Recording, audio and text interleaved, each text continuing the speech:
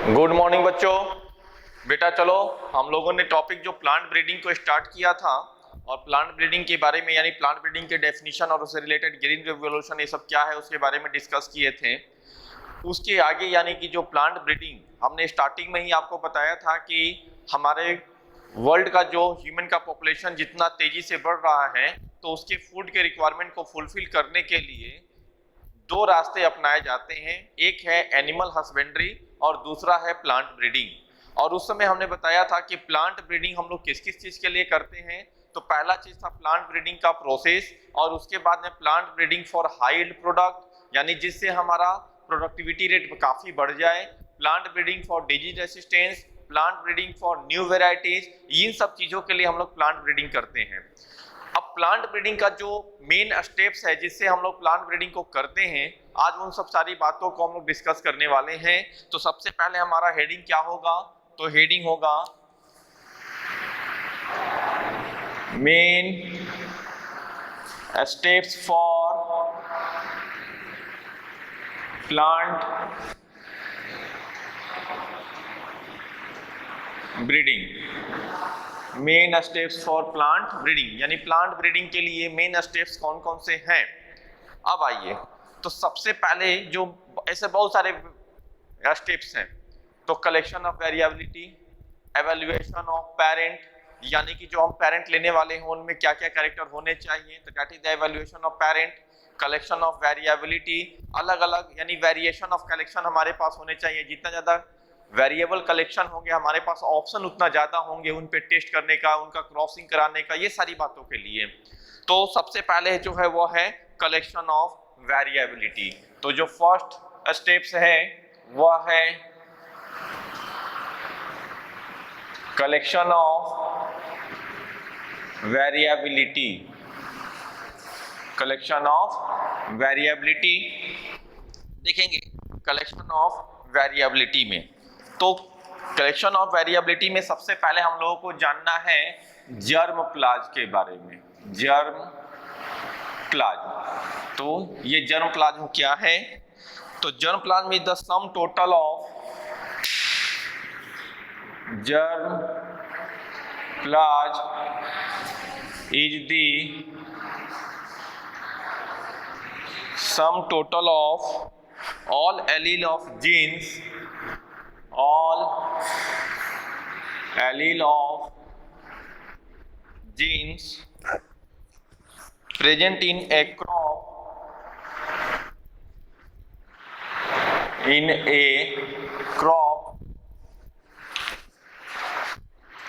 and its related species and its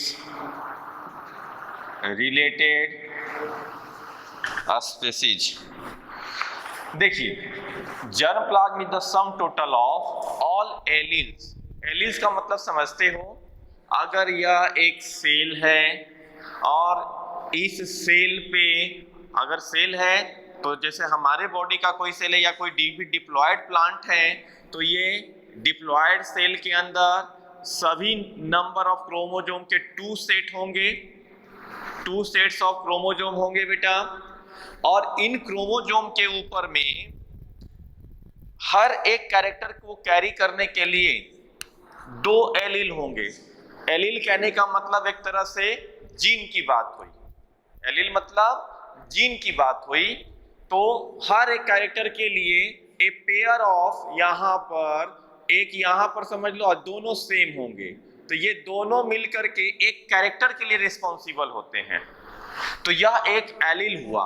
तो इस cell के अंदर में जो sum of total allele of gene यानी जीन के टोटल जो एलील है present in a crop and its related species, तो जो भी रिलेटेड स्पेसीज है या सिर्फ एक स्पेसीज को ले लीजिए, तो इस स्पेसीज के और कोई भी प्लांट जो बेटा बनता है वो एक जाइगोट से बना। जो जाइगोट का जेनेटिक कॉम्बिनेशन होगा वो सभी सेल में होंगे।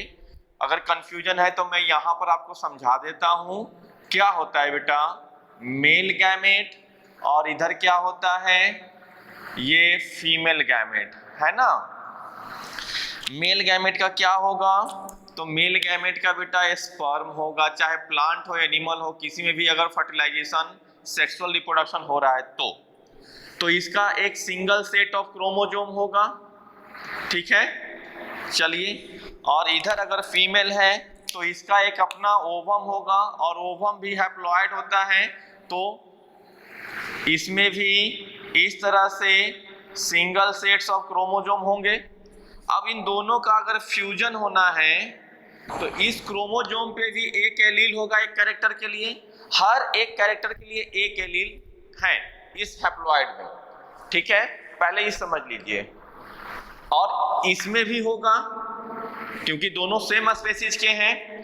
अब जब दोनों यहां पर मिक्स होके फ्यूज करेंगे तो अब एक जाइगोट बनेगा। तो यहां पर जाइगोट अगर बना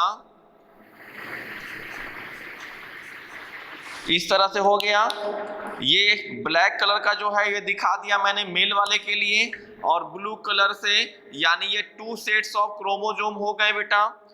अब इस क्रोमोजोम का एलील भी तो इसमें आया, तो यानी एक एलील मेल वाले का और एक एलील इस फीमेल वाले का, ये 2 सेट्स ऑफ जीन यानी कि एलील, एक एलील जो है एक कैरेक्टर के लिए रिस्पॉन्सिबल होगा। यानी मान लीजिए ड्वार्फ के लिए या लेंथ लॉन्ग के लिए, ठीक है ना, किसी भी चीज के लिए लॉन्ग ड्वार्फ कोई भी एक कैरेक्टर है तो उसके लिए ए सेट ऑफ एलील जो है रिस्पॉन्सिबल है। तो यही कह रहा है डेफिनेशन जर्मप्लाज्म का कि germplasm is the sum total of, sum का मतलब total of all allele of gene, gene के सभी allele present in a crop and its related species. तो जीन और एलील दो अलग अलग चीजें नहीं है। क्रोमोजोम का जो डीएनए है और डीएनए का एक पार्टिकुलर सीक्वेंस जो एक पार्टिकुलर कैरेक्टर के लिए रिस्पॉन्सिबल है। अब पार्टिकुलर कैरेक्टर कहने का मतलब एक पार्टिकुलर जो जीन है वो एक पार्टिकुलर प्रोटीन को बनवाएगा, तो वही है आपका जीन, एलील, सब एक ही चीज है। ओके, अब चलिए यहाँ की ये चीजें समझाने के लिए ये दिया।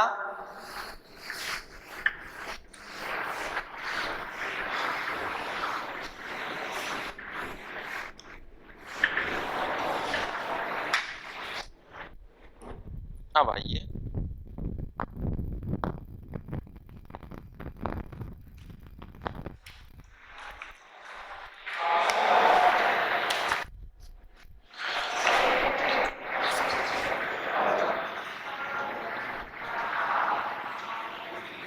germplasm of any crop species,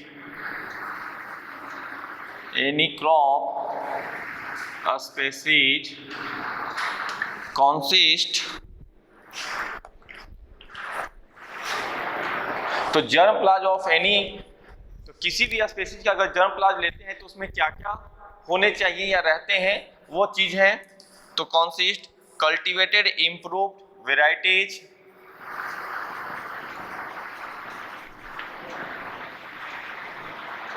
improved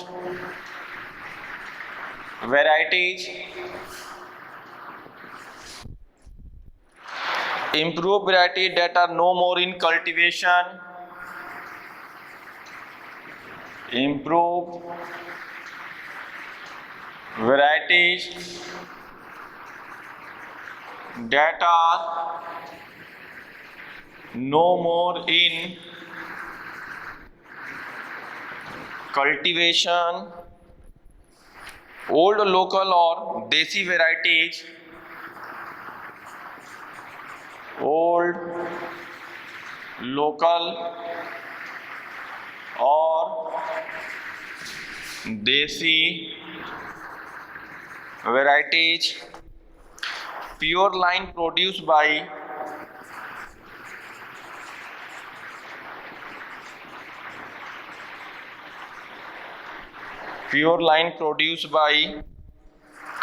plant breeder,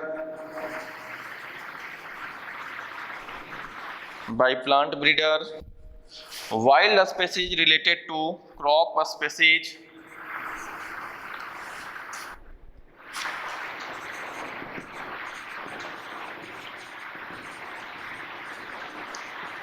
related to crop species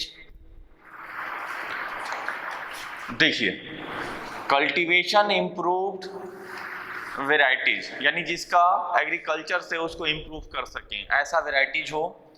improve varieties that are no more in cultivation, तो जो इम्प्रूव वेराइटीज अभी है that are no more in cultivation, यानी कि अभी इम्प्रूव हुआ है लेकिन अभी ज्यादा कल्टीवेशन में नहीं है।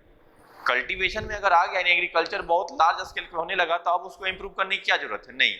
लेकिन इम्प्रूव वेराइटीज है लेकिन अभी कल्टीवेशन में नहीं है, तो उसको और कैसे इम्प्रूव किया जाए, वैसे वेराइटीज को।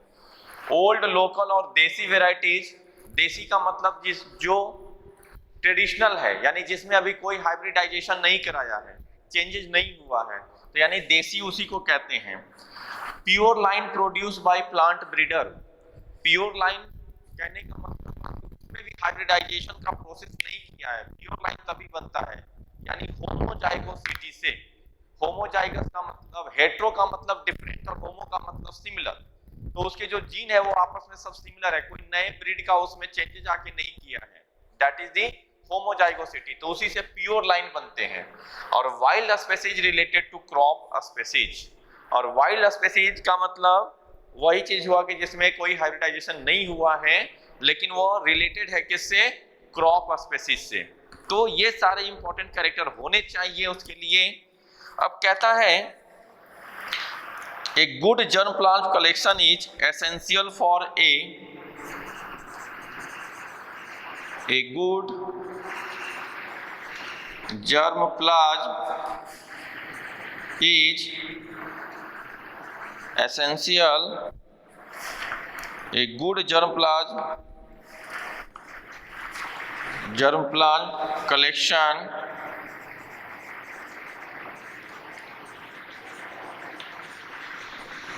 is essential for a successful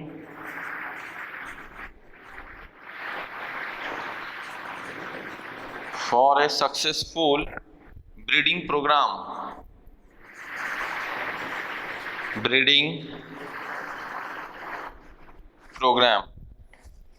Evaluation and selection of parent. Second है हमारा, यानी फर्स्ट कलेक्शन ऑफ वेरिएबिलिटी में इतनी सारी बातें हुई। अब है evaluation and selection of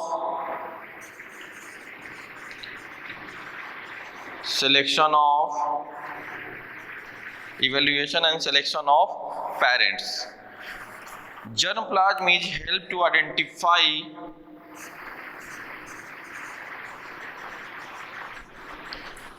germplasm is help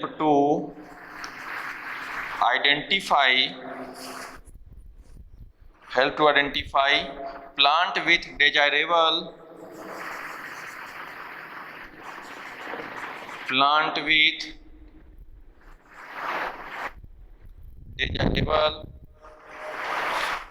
combination of character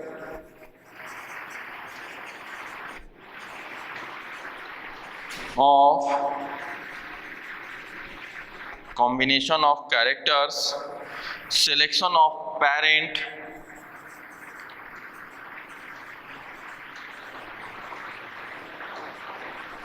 selection of parents is picking up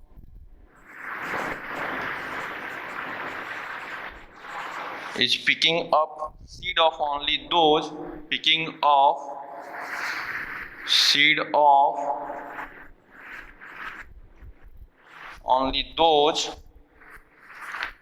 parent for multiplication which have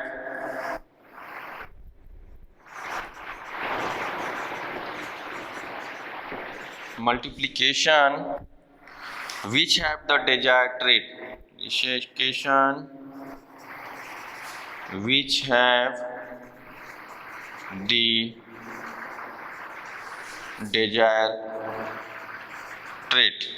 have the desired traits। तो यहां पर ये जो बातें हैं देखिए,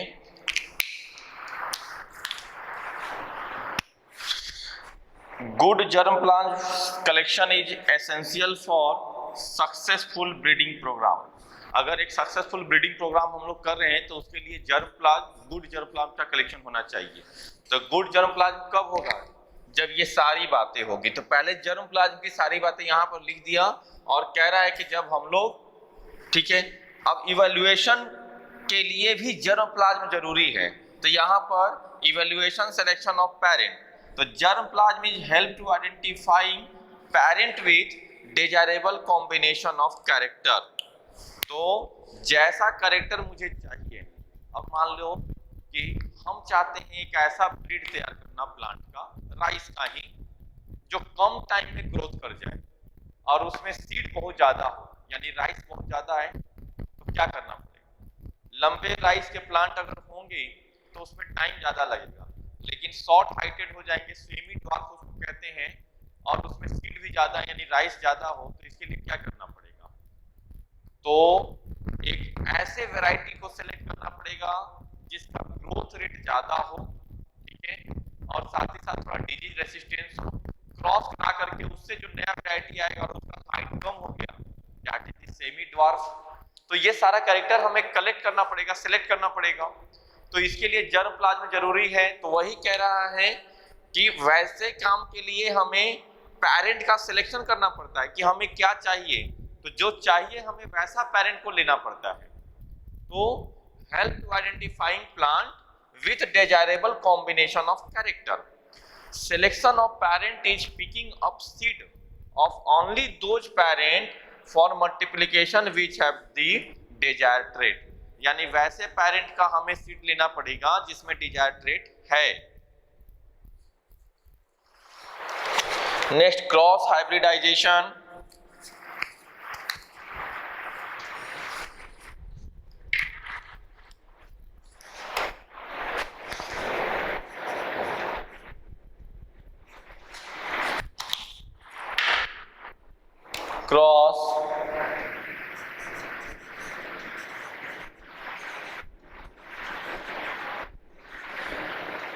cross hybridisation.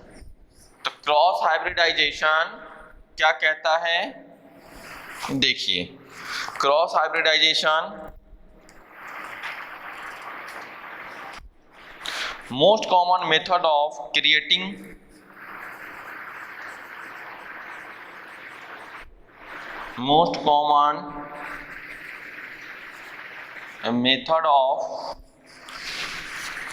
common method of creating genetic variation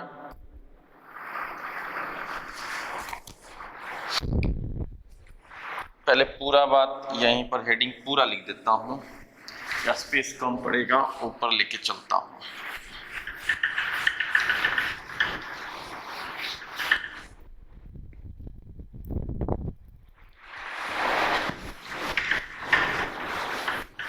इन सब बातों को बस ध्यान में लेके चलना है, और जो मेन क्वेश्चन आस्किंग पार्ट होगा, जहां से मेन एमसीक्यू हिट करता है, वो भी आपको मैं नोटिस कराते चला जाऊंगा कि कहां कहां से ज्यादातर क्वेश्चन को हिट करेगा।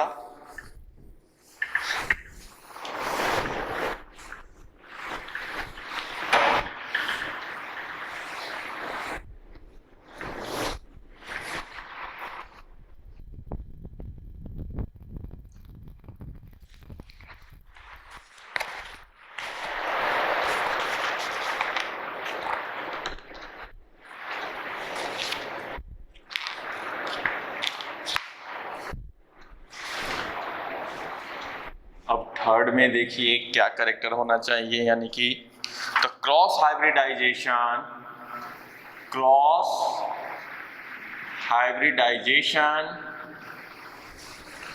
among the selected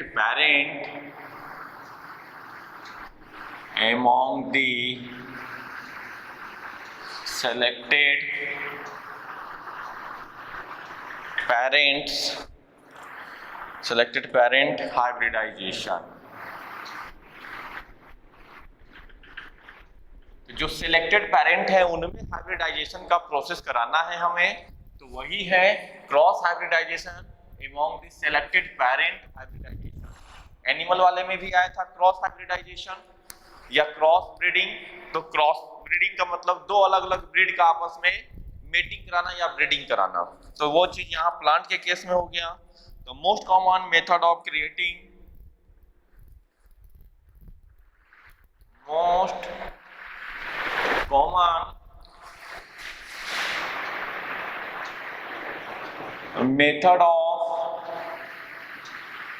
method of creating genetic variation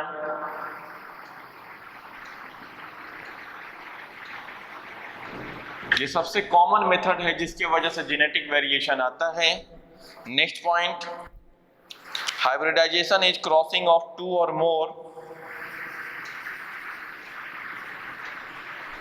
hybridization is crossing of two or more types of plant, more types of plants. It brings useful genetic, it brings useful genetic heritable variation of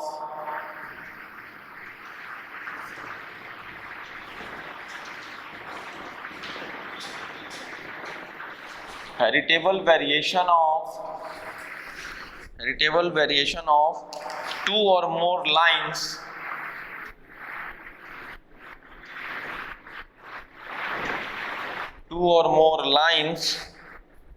together,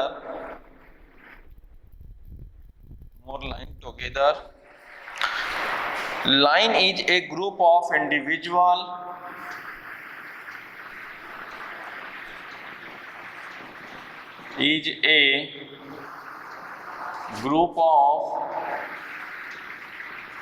individual related to descent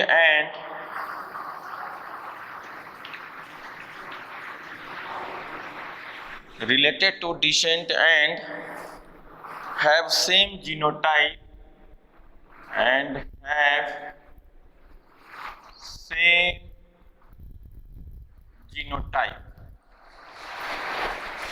तो क्या है hybridization is crossing of two और more type of plant. It bring useful genetic heritable variation to और more line together, यानी इसके पास दो या दो से ज्यादा हेरिटेबल कैरेक्टर यानी जीन होने चाहिए। तो वही हेरिटेबल वेरिएशन ऑफ टू और मोर लाइन टुगेदर। टू और मोर लाइन कहने का मतलब जो प्योर लाइन है, और प्योर लाइन कैसे होता है होमोजाइगोसिटी से, यानी उसमें कोई हाइब्रिडाइजेशन अभी नहीं हुआ है तो के लिए है। और साथ ही साथ line is a group of individual related to descent and have same genotype. यहां पर लिख दिया है लाइन का मतलब।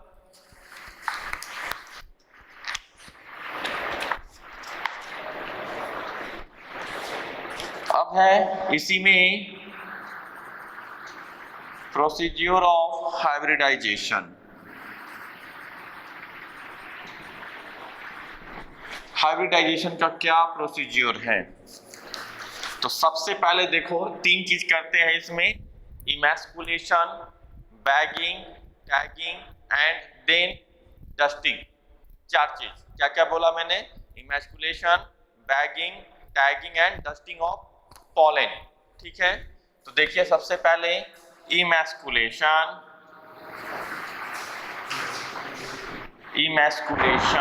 क्या है इमैस्कुलेशन? तो जब किसी बाइसेक्सुअल प्लांट से हम लोग मेल पार्ट को काट के हटा देते हैं, रिमूव कर देते हैं, दैट इज इमैस्कुलेशन। तो लिखते हैं इसको emasculation, the removal of anther mail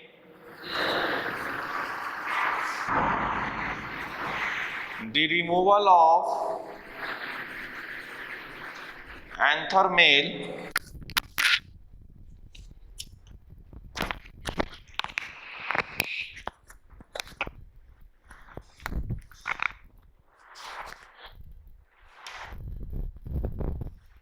the the removal of anther, male part, from a bisexual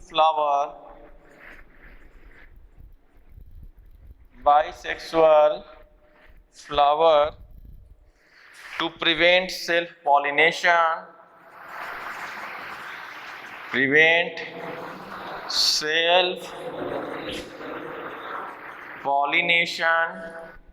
self-pollination. Second में bagging. The emasculated flower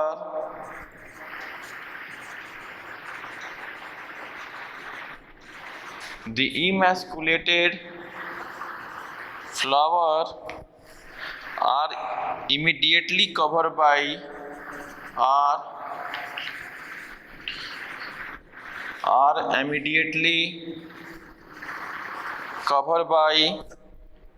paper, plastic or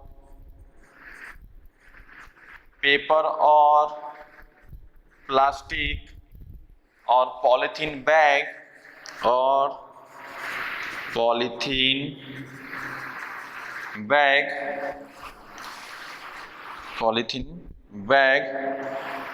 to prevent unwanted pollen to come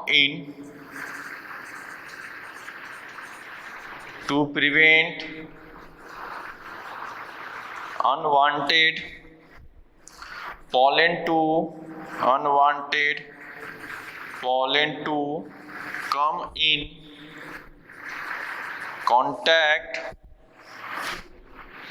contact with emasculated flower.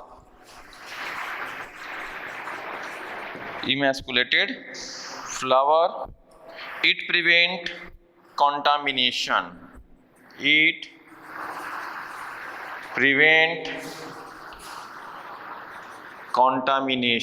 तो ये क्या prevent करता है?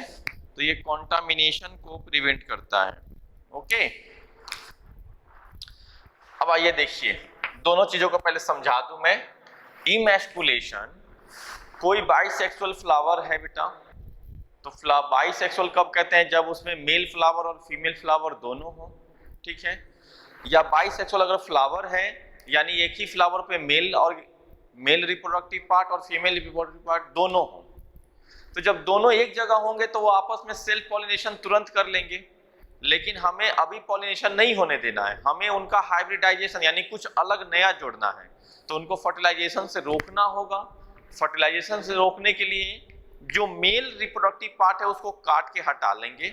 बचा क्या? Female reproductive part. अब female reproductive part को एक पॉलीथीन से कवर कर देंगे ताकि कोई पॉलिनेशन के थ्रू कोई दूसरा इंसेक्ट वगैरह किसी तरह के पॉलन ग्रेन को लेके ना आ जाए. अगर लेके आएगा तो फर्टिलाइजेशन हो जाएगा, लेकिन हमें फर्टिलाइजेशन जिस पॉलन ग्रेन से हम फर्टिलाइजेशन करवाना चाहते हैं वही करवाना है. तो ये तभी पॉसिबल है कि उस फ्लावर पे पहले से कोई फर्टिलाइजेशन ना हुआ हो. तब क्या करेंगे हम लोग? तो इसीलिए हम लोग सबसे पहले उस फ्लावर से या उस प्लांट के मेल पार्ट को काट के हटा देंगे और फीमेल पार्ट को किसी पेपर से, पॉलीथीन से या प्लास्टिक से कवर कर देंगे. तो कवर किया, दैट इज द बैगिंग. और मेल पार्ट को यानी पॉलन ग्रेन को काट के हटाया, यानी एंथर को काट के हटाया मेन रूप से, तो दैट इज द इमैस्कुलेशन. ठीक है, अब आइए टैगिंग. तो इमैस्कुलेशन, फिर बैगिंग और तब टैगिंग. तो टैगिंग का मतलब पहचान होना चाहिए कि हाँ, इस फ्लावर का हम लोगों ने इमैस्कुलेशन किया है और या इस प्लांट का हम लोगों ने बैगिंग किया है. तो एक टैग लगाना पड़ेगा, तभी तो पता चलेगा ना हमें. तो दैट इज द टैगिंग. और टैगिंग में हमें डेट और टाइम मेंशन करना पड़ता है. एक रिटन टैग लगाते हैं हम लोग, that is the tagging.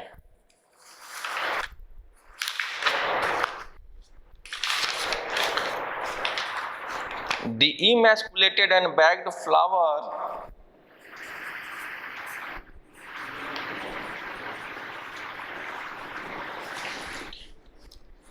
and bagged flower are tagged by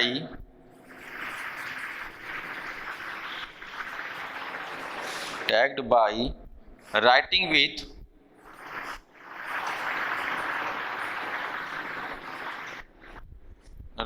with date and time. Next है आर्टिफिशियल पॉलिनेशन।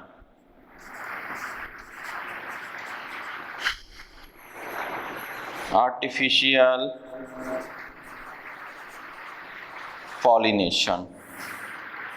अब आर्टिफिशियल पॉलिनेशन का मतलब कि जिस पॉलन ग्रेन से हम लोग उस इमैस्कुलेटेड फ्लावर को फर्टिलाइजेशन करवाना चाहते हैं, यानी उस पॉलन ग्रेन को कलेक्ट करेंगे और उस इमैस्कुलेटेड फ्लावर के ऊपर में ब्रश से डस्टिंग करा देंगे, यानी डस्ट के रूप में, यानी ब्रश से उसके ऊपर रखेंगे ताकि वो पॉलन ग्रेन जा करके यानी स्पर्म जो है वो फर्टिलाइज करे उस फ्लावर के ओवा से। तो यहाँ पर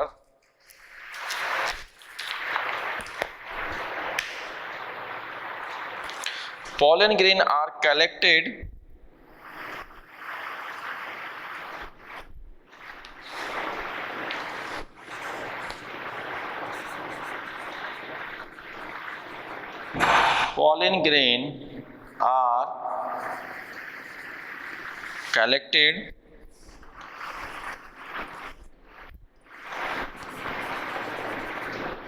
from male parent in clean sterile paper,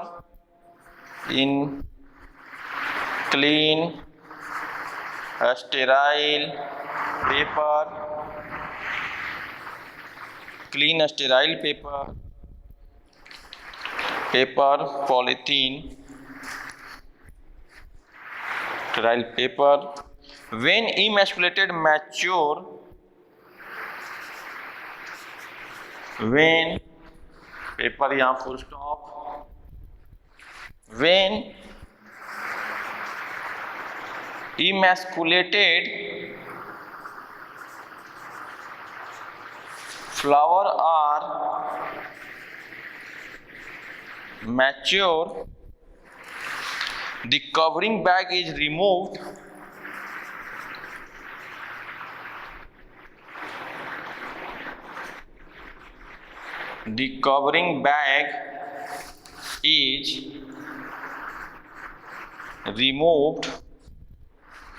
covering bag is removed and stigma is dusted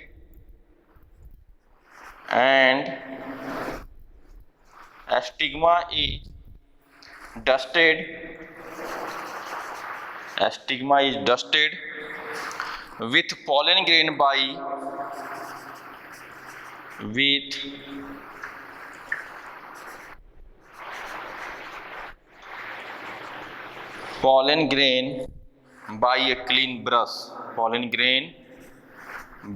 a clean brush.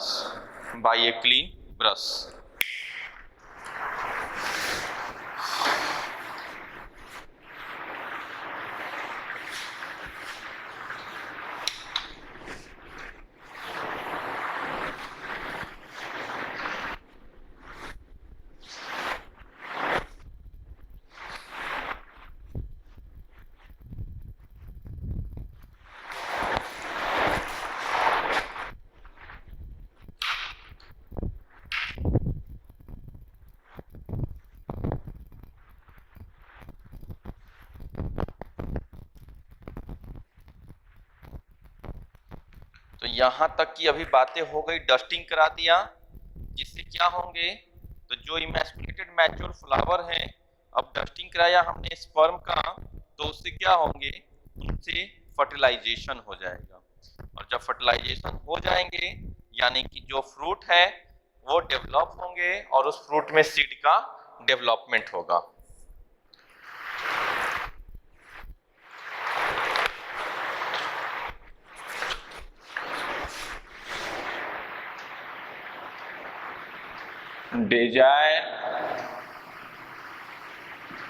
combination of variation.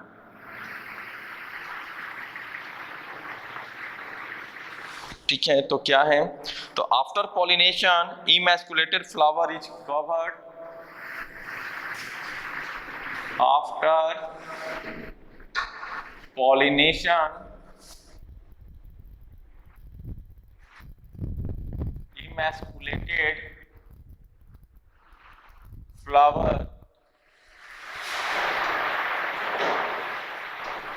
is covered, emasculated flower is covered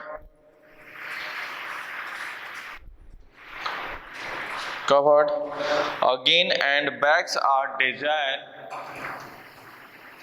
again इसको कर दिया and then and again bags are removed when fruit develop, when fruit develop। तो जब pollination कराएंगे तो फिर से उसको बैगिंग कर देंगे, लेकिन जब बैगिंग किया तो उसके बाद वो फर्टिलाइजेशन करके फ्रूट डेवलप होंगे। जब फ्रूट डेवलप होने लगेगा उस समय उस बैग को रिमूव कर देंगे, हटा देंगे या डिस्कार्ड कर देंगे।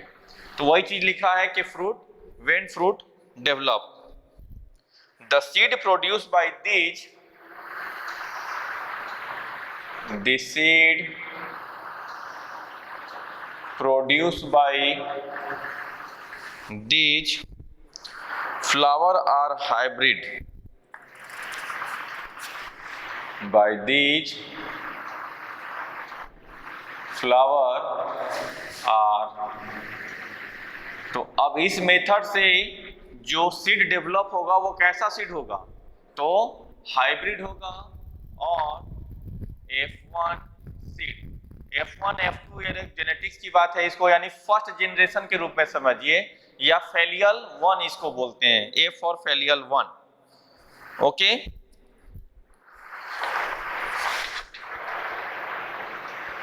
Seed are store for testing, अब इस सीड को स्टोर करते हैं टेस्टिंग के लिए। तो selection and testing of superior recombinant,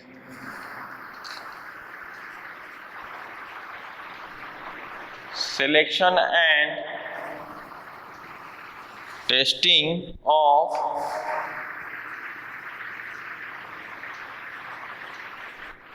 recombinants, the selection among the progeny, selection among the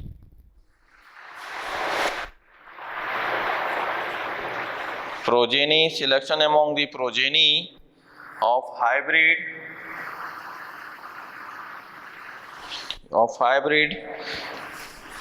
अब selection is two type,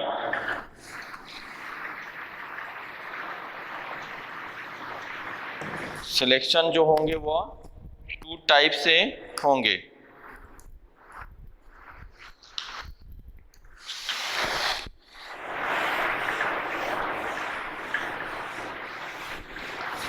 तो यहां पर सिलेक्शन 2 तरह से, एक सिलेक्शन होगा सेल्फ पॉलिनेशन और दूसरा होगा क्रॉस पॉलिनेशन का सिलेक्शन। ओके, तो 2 तरह से सिलेक्शन है।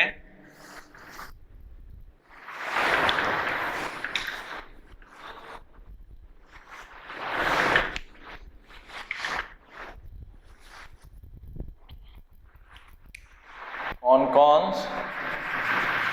Self pollination and second cross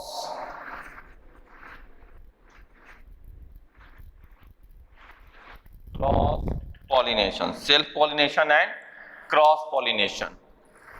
तो आइए selection of self pollinated crop।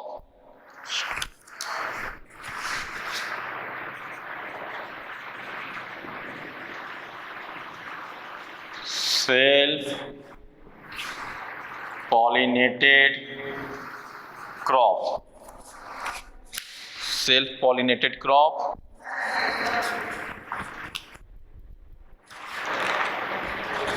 repeated self pollination of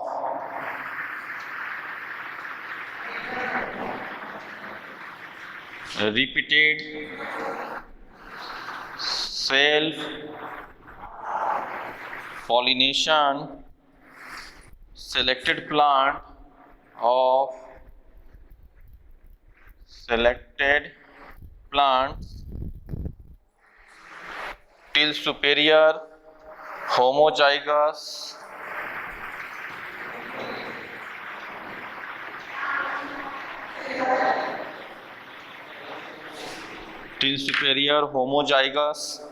genotype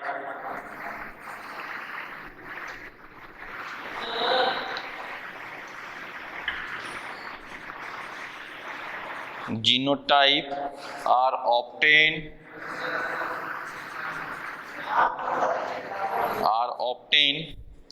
the self-pollinated progeny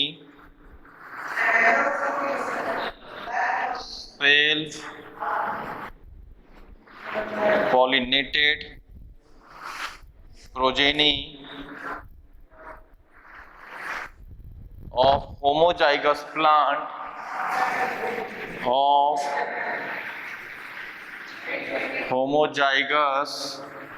plants constitutes a pure line.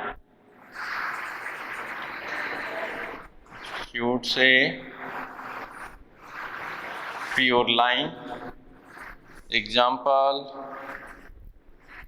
HUW 468 wheat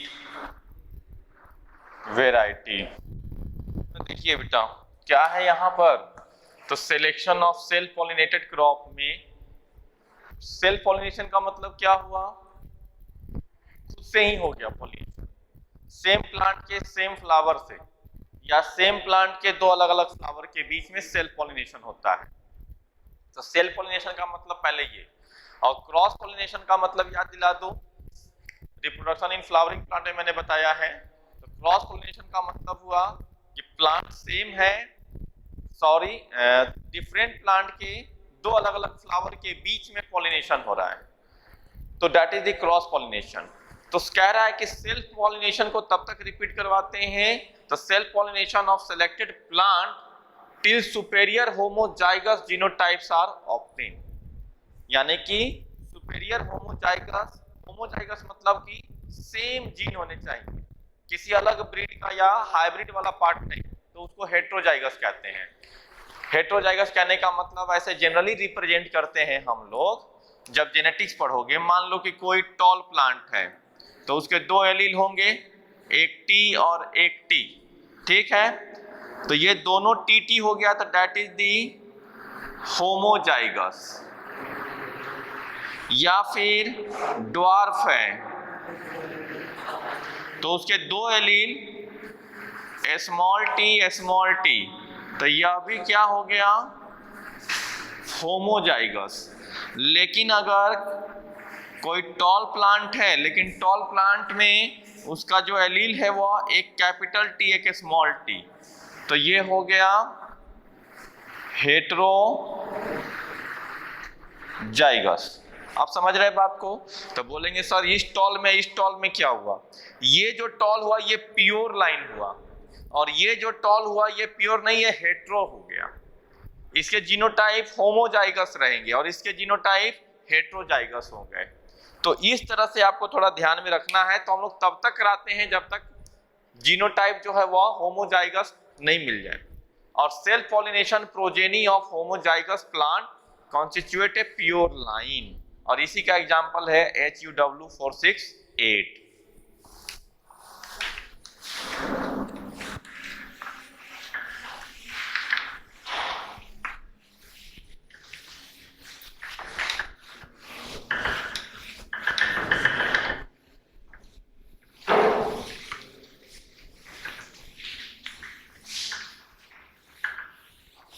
यहां तक की बातें हो गई।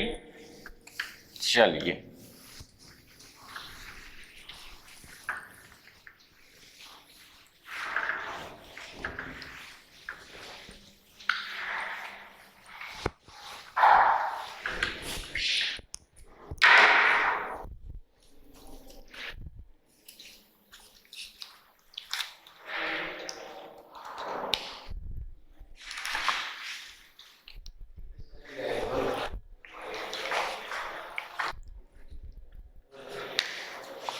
Testing, release and commercialisation. Next है, शायद 5 होगा। Testing, release,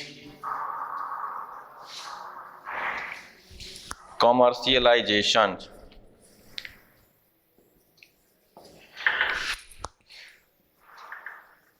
commercialisation of new cultivar, of new cultivars, of new cultivars. New selected line are evaluated. New selected line are evaluated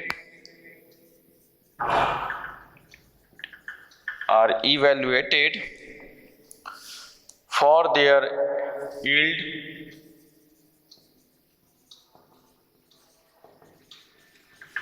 yields and disease resistance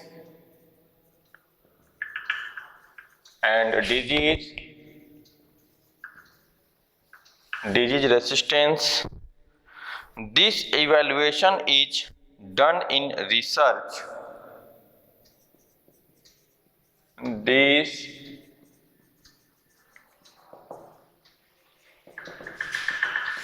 is done in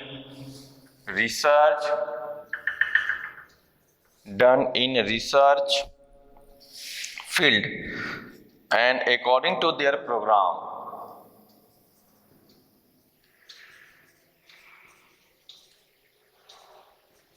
According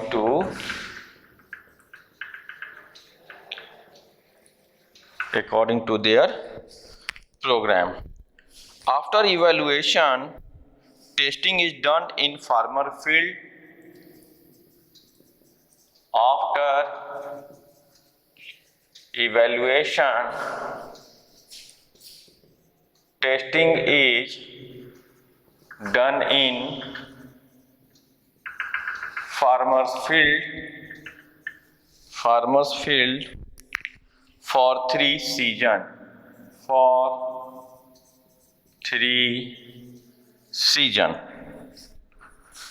The seed of new variety are multiplied. Thus, seed of new variety are multiplied. The seed of new varieties are multiplied and available for farmer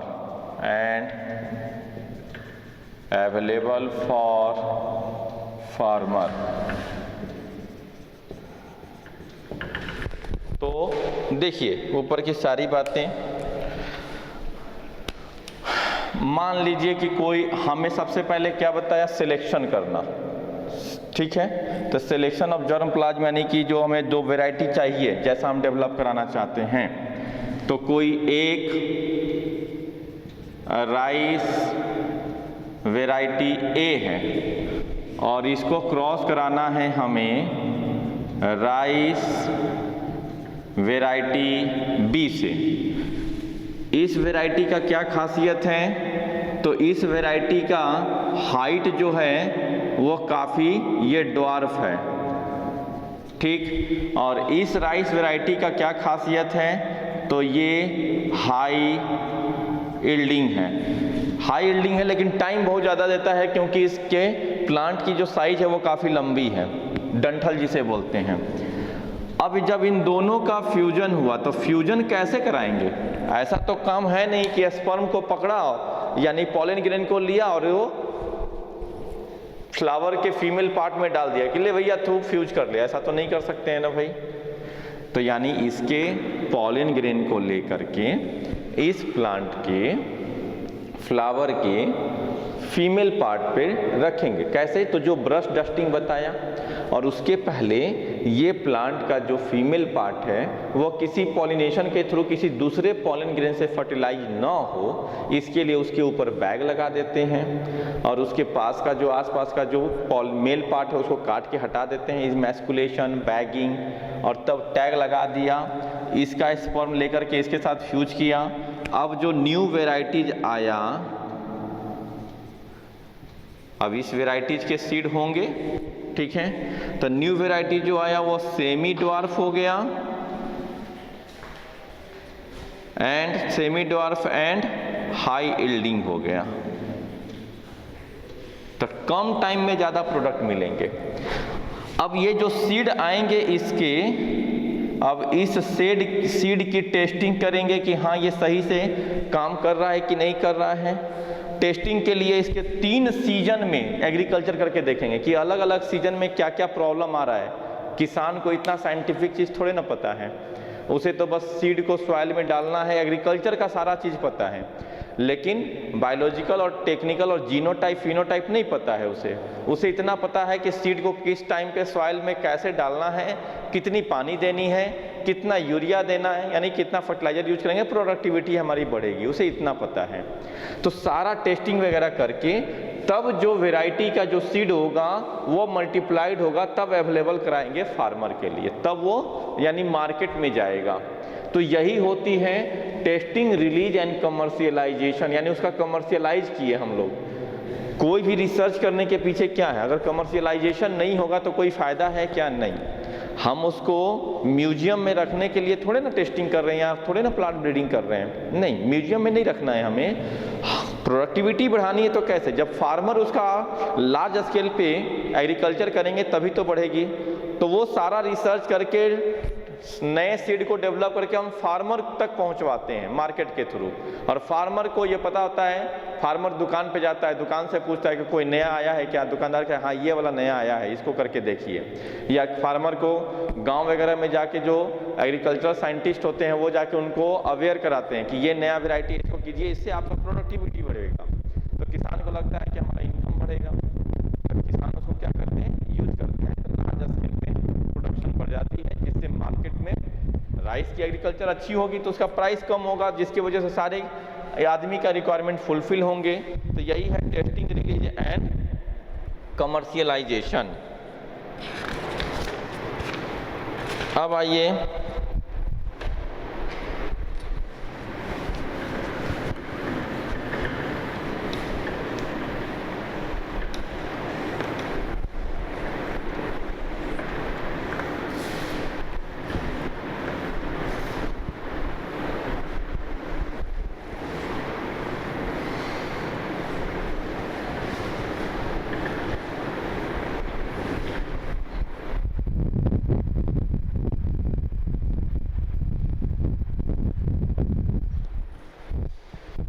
testing, release and commercialisation के बाद में अब जो variety हमें मिला है high yield varieties, तो high yield varieties, high yield varieties, several high yielding varieties of wheat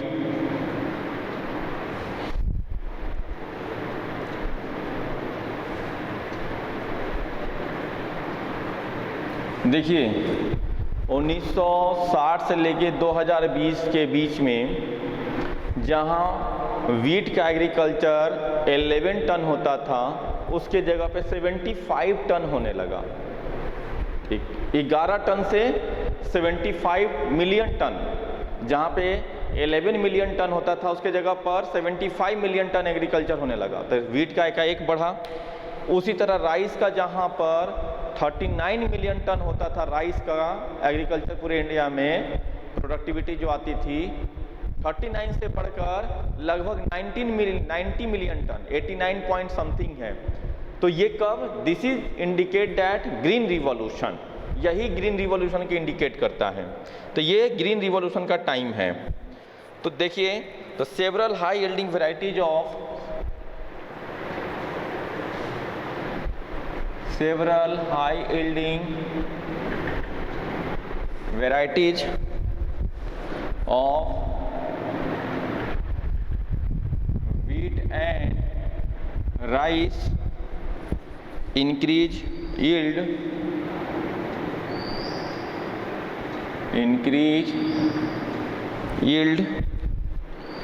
per unit area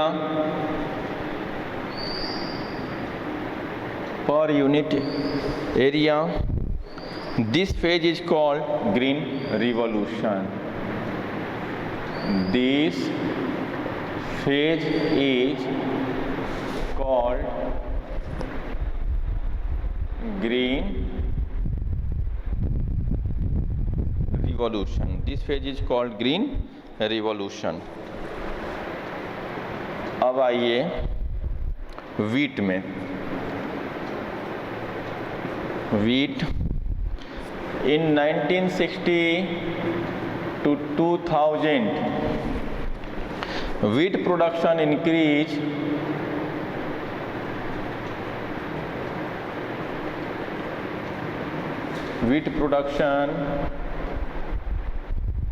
increased from 11 million tons to 11 million tons to 75 million ton, 5 million tons, while rice production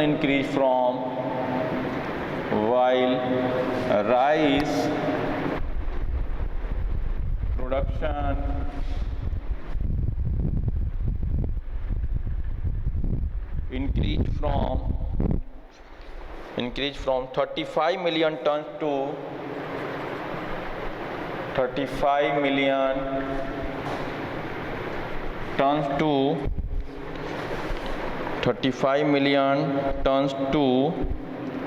89.5 million tons.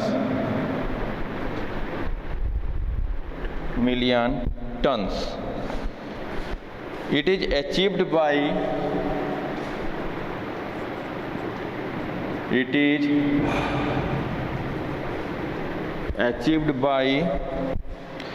development of semi-dwarf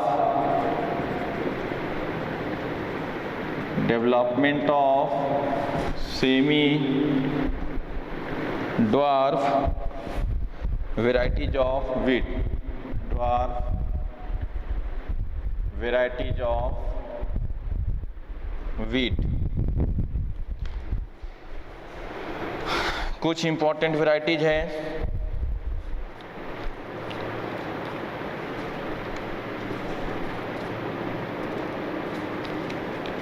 तो जैसे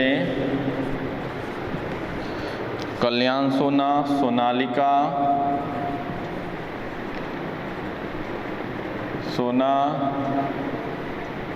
Sonalika,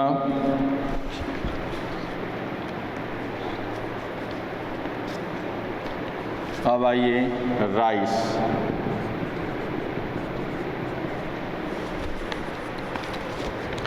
semi dwarf rice varieties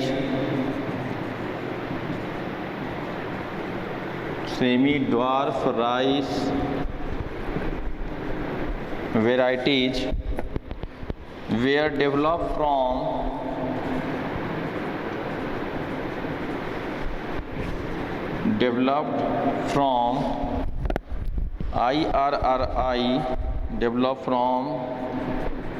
IR8 at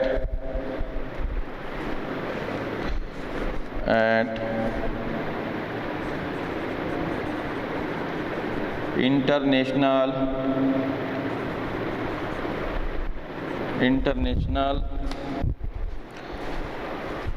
rice research institute, rice research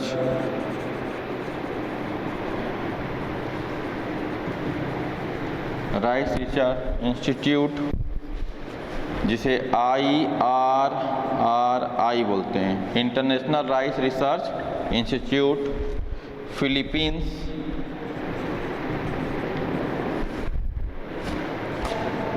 ये Philippines में है। And Taichung native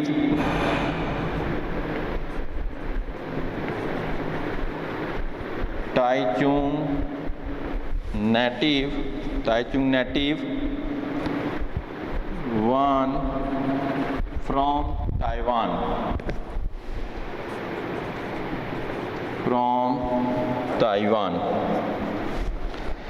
developed variety introduced in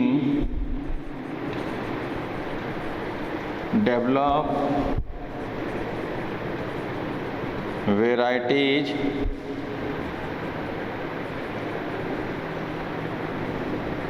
introduced in 1966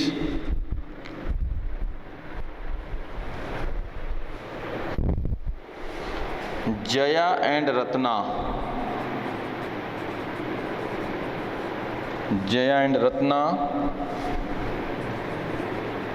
semi dwarf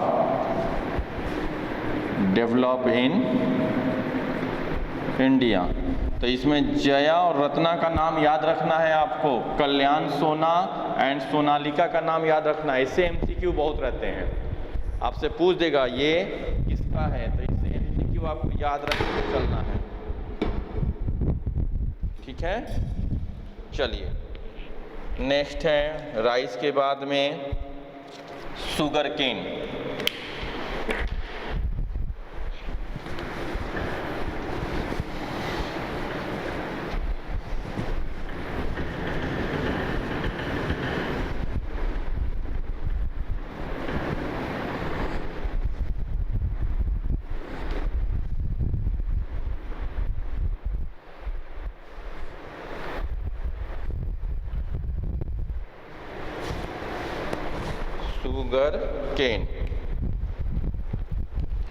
sugar cane में देखो,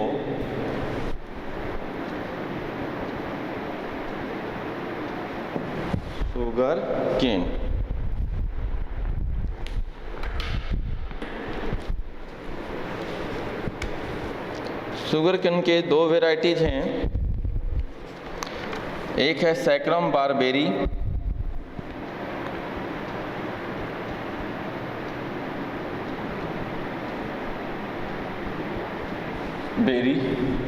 और दूसरा है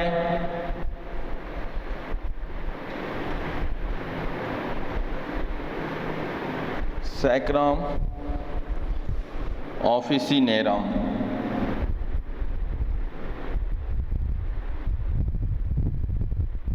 ठीक है, सैक्रम बारबेरी ये सिर्फ नॉर्थ इंडिया में होता है, लेकिन इसमें पुअर शुगर कंटेंट है। और सैक्रम ऑफिसिनेरम ये साउथ इंडिया में हो सकते हैं और हाई शुगर कंटेंट। ठीक है, अब इन दोनों को क्रॉस कराया तो इससे जो मिला शुगर केन। ठीक है, तो ये न्यू ब्रीड, और ये क्या होता है, तो cultivated in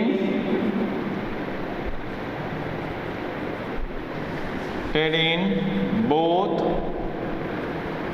north and south India और विथ हाई शुगर कंटेंट। और इसमें क्या हो गए, शुगर का कंटेंट भी हाई हो गया और इसको हम लोग दोनों जगह एग्रीकल्चर कर सकते हैं। सकते हैं। कहाँ कहाँ? इसका एग्रीकल्चर हम कर सकते हैं नॉर्थ इंडिया में भी, साउथ इंडिया में भी। लेकिन पहले सैक्रम बारबेरी सिर्फ नॉर्थ इंडिया में इसकी एग्रीकल्चर हो पाती थी, साउथ में नहीं हो पाता था ये ड्यू टू एनवायरमेंटल सिचुएशन। और सैक्रम ऑफिशियनरम को नॉर्थ इंडिया में नहीं कर सकते थे, लेकिन दोनों को अगर क्रॉस कराया तो उससे जो न्यू ब्रीड आया ये दोनों जगह कल्टीवेशन हो सकता था और इसमें हाई शुगर कंटेंट भी हो गए। अब एक है मिलेट्स। बड़े प्लांट से जो छोटे सीड मिलते हैं that is the millet.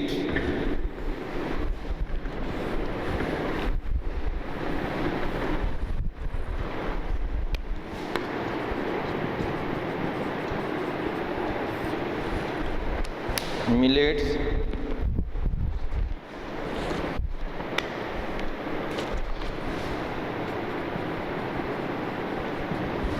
plant producing a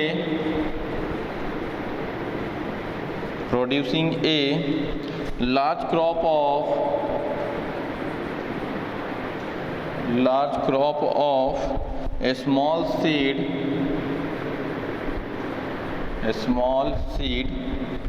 are called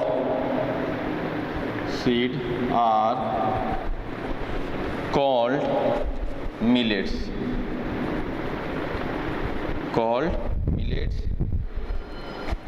देखिए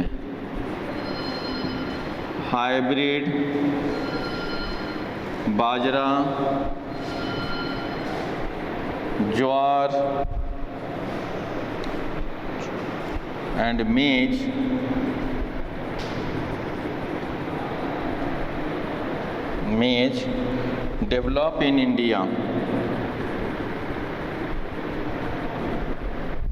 develop in India। Resistance to water stress।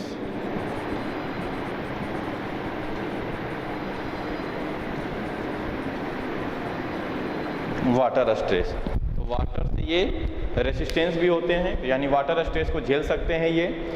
Water logging का पीरियड हो या ड्राउट का कंडीशन हो, दोनों को झेलने के लायक हैं ये, तो रेसिस्टेंसी हो गई। तो ये सब हाइब्रिड बाजरा ज्वार यहाँ तक के बात हो गई। नेक्स्ट क्लास में हम लोग देखेंगे क्या? तो नेक्स्ट क्लास में हम लोग देखेंगे plant breeding for disease resistance. ठीक है, हाई यील्ड के लिए देख लिए plant breeding for disease resistance, इसके लिए देखें न्यू वैरायटी जो नेक्स्ट होगा।